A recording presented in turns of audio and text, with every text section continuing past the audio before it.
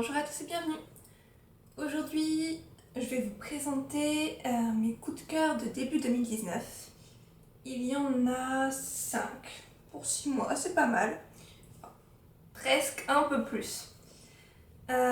Puisque le dernier, en fait, c'est une lecture de début juillet, donc il devait techniquement pas être là, mais j'ai quand même très envie de vous en parler, donc je le fais. En faisant la liste de mes coups de cœur, je me suis rendu compte que ce ne sont que des livres écrits par des femmes et qui nous racontent l'histoire de femmes. Petite thématique. Après, c'est pas mal de savoir justement ce qui nous plaît, ce qui nous donne des coups de cœur, ça permet de savoir où aller pour de prochaines lectures. Donc je vais commencer tout de suite à vous les présenter. Alors tout d'abord, Une éducation de Tara Westover. C'était chez J.C. Lattès, il me semble. C'était ma toute première lecture de 2019. Une éducation, c'est donc l'autobiographie, les mémoires de Tara Westover. C'est donc son histoire vraie. On commence cette histoire donc avec la petite Tara pendant son enfance. Elle va être élevée dans une famille mormone, mais pas que, puisque autour d'elle, il y a beaucoup de mormons, mais ils sont pas tous aussi bizarres que dans sa famille. Enfin, bizarres par rapport à... C'est pas un jugement, c'est par rapport à notre façon de vivre. Parce que, au-delà d'être mormon, son père est surtout survivaliste. Son père est par... Enfin, sa mère aussi, qui vit quand même pas mal sous le joug de son mari. J'ai adoré cette lecture, elle était ultra inspirante. En fait, donc le père de Tara est contre toutes les institutions, il est contre le gouvernement, contre l'école par le gouvernement, il est contre la médecine, telle que on l'entend nous, guérir par les plantes et par le pouvoir de la prière, oui, mais des médicaments, non.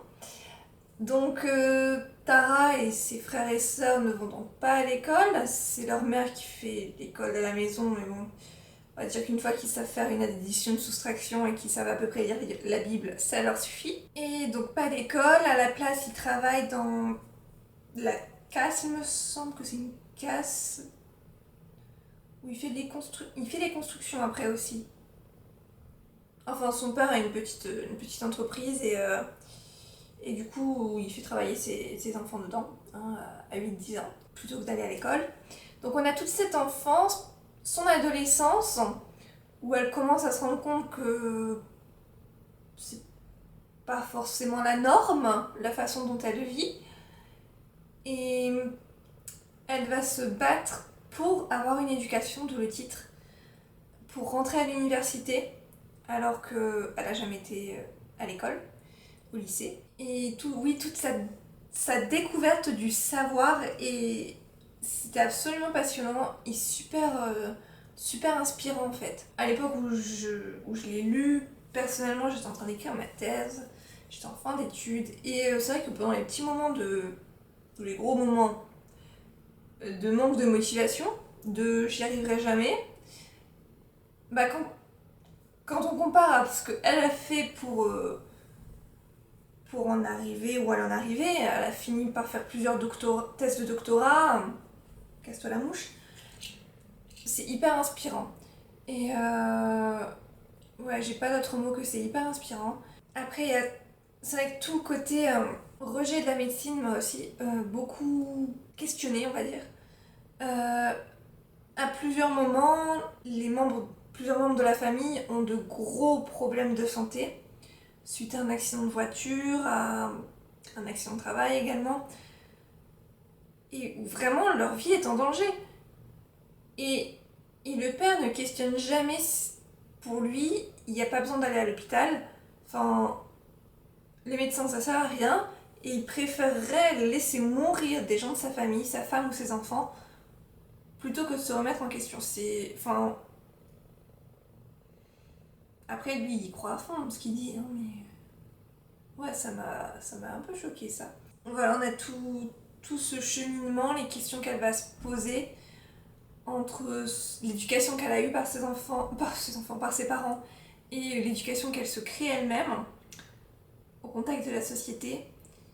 Et c'était très bien. Il y a aussi tout un côté assez fascinant sur la violence, aussi bien physique que psychologique qui existe dans cette famille. Tout est un peu décousu, mais ce que je peux vous en dire, c'est que c'était super bien, que j'ai adoré, que c'est hyper motivant si vous avez, je sais pas, un mémoire à faire l'année prochaine, achetez ce bouquin et puis dans les moments où vous vous direz je m'en sors pas, je suis incapable, regardez ce qu'elle elle a fait et vous verrez que vous êtes vous aussi capable de beaucoup. Donc voilà, c'était une sortie grand format de ce début d'année chez JC Lattès. Je vous en reparlerai, je pense, quand il sortira en format poche, parce qu'il ne faut pas passer à côté. Ensuite, mon deuxième coup de cœur de cette année, c'était Raison obscure de Amélie Antoine. Alors, Raison obscure, bon, c'est classé comme thriller. Thriller domestique dans ce cas, parce qu'il n'y a pas du tout de police ou quoi que ce soit là-dedans. Alors, c'est un coup de cœur à cause de la thématique. Mais je ne peux pas vous dire cette thématique, puisque sinon je vous spoil totalement le bouquin. On commence avec un appel de la police qui appelle une mère et qui annonce quelque chose de grave qui concerne un membre de sa famille et qui lui dit qu'elle doit absolument venir immédiatement au commissariat. Ça s'arrête, on a juste ce discours et là-dessus on commence septembre et on va alterner septembre, donc on va avoir tous les mois de l'année jusque juin. Juin qui est le mois du coup de fil. On va donc avoir tous ces mois en alternant deux familles. On a une famille qui vient d'arriver, qui vient de déménager, et une autre famille où la mère travaille à la maison, il me semble. Donc on va avoir ces deux vies de famille, de septembre à juin. Et arrivé à la moitié du livre, donc on a des vies de famille assez classiques. Chacun a ses problèmes. La mère qui travaille chez elle a des gros problèmes de voisinage avec notamment un chien qui passe son temps à hurler. Dans l'autre famille, il y a un problème entre les deux parents, un petit problème d'adultère. Donc des choses assez classiques, banales, on va dire. Et pour autant, c'est pas ennuyeux du tout. Hein. Et donc à la moitié du livre, donc on a eu toute cette vie de famille de septembre à juin, moitié du livre, on relit cet appel téléphonique. Toujours sans savoir de quelle famille il s'agit. Et là, on se dit, ah, on va enfin savoir ce qui s'est passé. Et non, puisqu'on revient en septembre. Et là, on revoit en fait tous les mois tout ce qui s'est passé dans la famille, mais vu par un enfant de chaque famille. Et avant, on avait toute la vision par les parents. Et maintenant, on a toute la vision par deux de ses enfants. On voit tous ceux que les parents ont pu rater, puisqu'ils n'ont pas vu de ce qui se passait dans la vie de leur enfant, à cause de leur propre vie. On a tous nos petits problèmes. Et donc là, on va revivre les 6 mois jusqu'à la fin et savoir ce qui s'est passé. Ça m'a bouleversée, ouais. Ça fait énormément écho en moi. Je ne vous dirai toujours pas la thématique, mais c'est une thématique dont on commence à parler, mais on n'en parlera jamais assez, je pense. Et on en parle beaucoup du point de vue des enfants, surtout, j'ai l'impression. Mais c'est vrai que là, du coup, on se rend compte aussi du point de vue des parents et de la façon dont on peut ne rien voir, finalement. Et vous voyez, je vous le recommande vraiment énormément. Ça a été un gros coup de cœur pour moi. Le troisième coup de cœur, c'est L'île aux enfants de Ariane Bois. Je crois que je vous en avais parlé dans mon tout premier point lecture. L'île aux enfants, ça va nous raconter l'histoire dans les années 60, il me semble, d'enfants réunionnais qui ont été enlevés à leur famille pour aller vivre en France, pour se faire adopter en France. Et c'est tout un pan de l'histoire que je ne connaissais pas, que j'ai trouvé absolument fascinant, terrifiant aussi, puisque c'est quand même fou ce qu'on a fait il y a 50 ans en France. et qui va, mais pour moi, à l'encontre de toute logique. Je vais vous mettre dans le i le point lecture dans lequel je vous en ai parlé. Si vous ne connaissiez pas cette histoire d'enfants enlevés à La Réunion pour aller se faire adopter dans des campagnes perdues en France, type la Creuse, la Lozère, et ben démerdez-vous à trouver ce bouquin et puis vous allez vous rendre compte que c'est absolument fascinant et passionnant et terrifiant. Quatrième coup de cœur, on reste encore avec une autrice, encore avec une histoire de femme. Là, c'est Fille de la mer. Je vous en ai parlé dans mon dernier point lecture. Je vous mets également le point lecture dans le petit i, si j'y pense. Donc, Fille de la mer, là, on est sur l'histoire de deux femmes. On commence en 1943 en Corée, où ces deux femmes ne sont encore que des enfants. On a Anna, qui a une quinzaine d'années, et Mi, qui a 7 ans. Anna va se faire kidnapper par un soldat japonais. Ce soldat japonais va l'emmener jusqu'en Mandchourie où elle deviendra femme de réconfort. Pour ceux qui ne connaissent pas les femmes de réconfort, ce sont en gros des esclaves sexuels à la solde des soldats japonais. Donc lecture très intense. Et de l'autre côté, on a la vie de... On a le point de vue de Amy, où là, elle nous parle en 2011. Elle nous raconte sa vie dans les années 50 pendant les guerres civiles avec la guerre de Corée. Elle nous raconte son mariage peu heureux. Elle nous raconte beaucoup de choses sur sa vie. Et Amy est toujours à la recherche de sa sœur en 2011 qu'elle n'a toujours pas revue depuis cette journée de 43 où elle a été kidnappée. Et elle est à la recherche de la vérité sur sa sœur. Ne serait-ce que de savoir si elle a survécu à la guerre ou pas. Elle n'a aucune réponse et elle cherche ses réponses. Et c'est absolument passionnant, encore une fois, révoltant, fascinant dans l'horreur que peut être la guerre. Et ça m'a totalement retournée. Et là aussi, il faut que vous le découvriez. Là, pour le coup, il est déjà sorti en poche, contrairement aux 3 premiers. Donc n'hésitez pas à vous ruer dessus. Et enfin, le dernier, c'est une de mes lectures de début juillet. C'est Mes vrais enfants de Jo Walton. Mes vrais enfants, on est plus dans de la SF uchronie, alors que c'est vrai que dans mes... Non, j'allais dire qu'on était dans du contemporain avant, mais pas du tout. On a des mémoires, un thriller, un contemporain et un historique, donc que des gens différents. Donc là, on est dans de la SF, mais n'ayez pas peur du mot. À la lecture, on a plus l'impression de lire presque un contemporain. Le côté science-fiction vient qu'on va avoir un point d'Uchronie à un moment de l'histoire. Pas de gros mots. On suit au tout départ Patricia. Patricia, elle est née en 1926, donc on est de nos jours, donc bon, quelques années. Elle a, je ne sais plus, 80-90 ans, il suffirait que je fasse le calcul, mais j'en ai pas envie. Elle vit en EHPAD, en maison de retraite, et elle perd un peu la tête. Et pour elle, elle a 2 familles. Une qu'elle a eue avec son mari et une autre. Et donc en fait, on revient sur sa vie, sur son enfance, sur sa période à la fac. Et donc à la fac, elle va rencontrer un homme. En sortant de la fac, elle commence à travailler. Et un jour, alors qu'elle est en train de travailler comme prof, cet homme la rappelle. Et il lui dit, lui il vient de rater ses études. Et il lui dit, si on se marie, c'est maintenant ou jamais.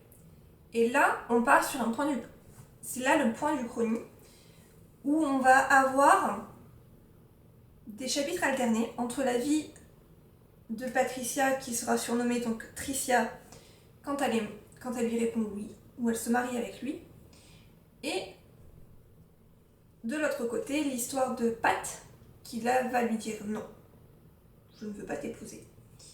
Et donc on part sur une sorte d'Uchronie intimiste, puisqu'au final c'est juste une décision qui va changer sa vie. Et c'est... Alors les deux... Souvent quand on a 2 points de vue, 2 personnages différents, on a une préférence pour un. là pour le coup, même si on s'attache peut-être plus à l'un qu'à l'autre, on a envie de savoir ce qui se passe dans les deux. Et, et c'est hyper addictif. On va découvrir d'un côté Tricia, qui est donc mariée à Marc, un mari dont personne ne voudrait, puisque il lui fait vivre une vie assez horrible quand même. Alors, je n'ai plus de batterie, j'aurais peut-être dû regarder que j'en avais assez sur ma caméra. Du coup, je finis cette vidéo avec mon téléphone, d'où changement de décor. Donc je vais vous parler de Joe Walton, mes vrais enfants. Donc du coup, on va avoir deux vies différentes, deux vies potentielles différentes pour Patricia. Celle où elle dit oui à son mari, où du coup elle l'épouse, elle devient une bonne mère de famille. Elle fait grossesse sur grossesse, beaucoup de fausses couches. Elle aura 4 enfants, il me semble, en tout. C'est une femme dévouée, voire soumise à son mari. Et de l'autre côté, une Patricia, une Pat qui va se découvrir plein de passions. L'aviron, Florence, une grande passion pour la ville de Florence, pour l'Italie. Et qui va vivre une grande et belle histoire d'amour avec Béatrice, et qui aura là aussi des enfants. Ça a été un énorme coup de cœur pour moi. C'est la vie, le destin d'une femme, de deux femmes qui se ressemblent, puisque c'est la même personne. Ça va nous parler de plein de choses différentes. Ça va nous parler de la condition des femmes, notamment dans ces deux vies. Patricia va s'intéresser énormément au mouvement du féminisme, également au mouvement contre les guerres nucléaires. Si la vie de Patricia est totalement différente, le contexte géopolitique est également très différent entre les deux. C'est ça qui est intéressant. Quelque part, l'effet papillon. C'est Patricia qui prend une décision quelque part toute petite à l'échelle du monde. Et pour autant, quelque part, ça va changer le monde, tout le monde en fait.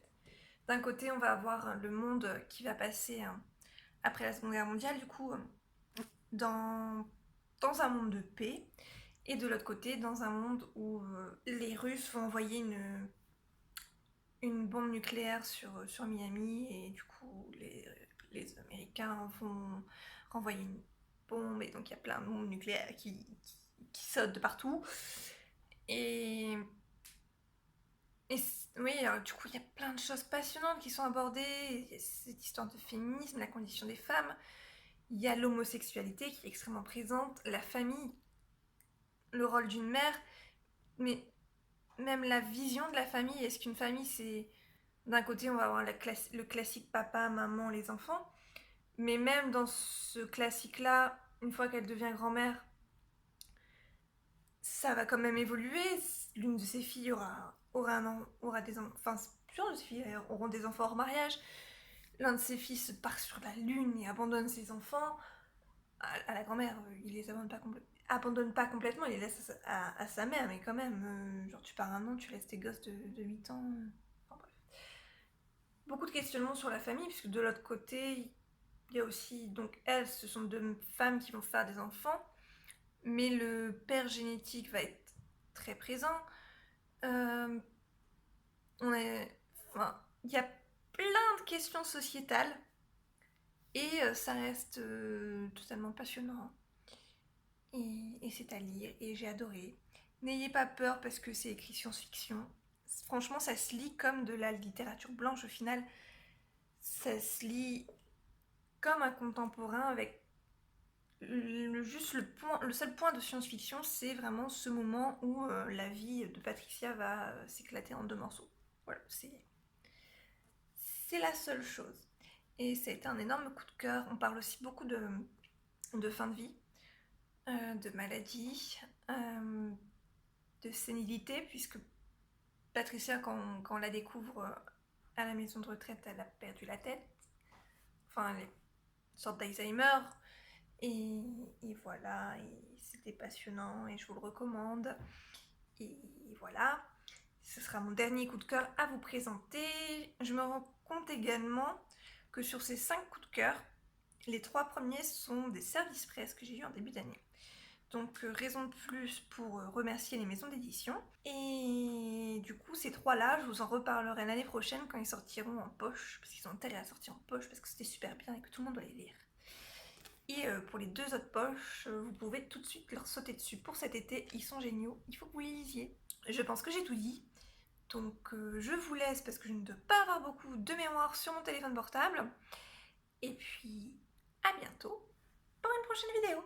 Bye bye. N'hésitez pas à vous abonner, à déclencher la petite cloche, un like, un commentaire, ça fait toujours plaisir. Salut!